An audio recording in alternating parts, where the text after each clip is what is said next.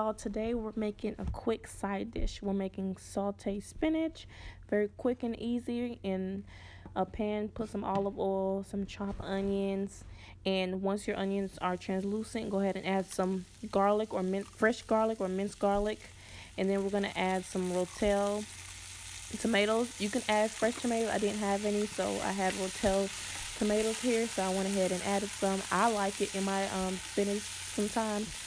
So I went ahead and added about half of a can. I think I got like a small can. I think it's like 22 cents or 46 cents at Walmart. So go ahead and saute that for a few minutes.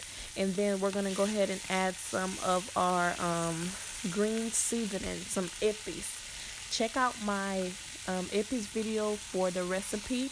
I went ahead and added about 2 or 3 tablespoons of that. I feel like it gives it a nice flavor. Sometimes I add tomato sauce in this recipe, but I want it to be something quick and simple to pair with garlic mashed potatoes and blackened salmon.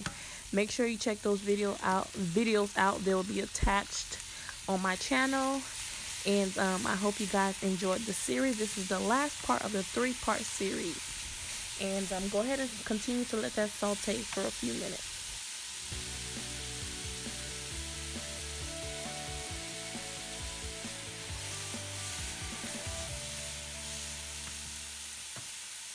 So now we're going to go ahead and add our spinach. I'm using frozen spinach. Sometimes I use fresh spinach. Use whatever you have.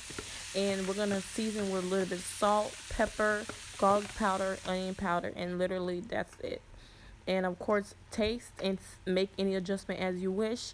And add a little bit of water to steam it. But other than that, this is ready. Hope you guys enjoy this quick and easy side dish video. See you all next time. Bye-bye.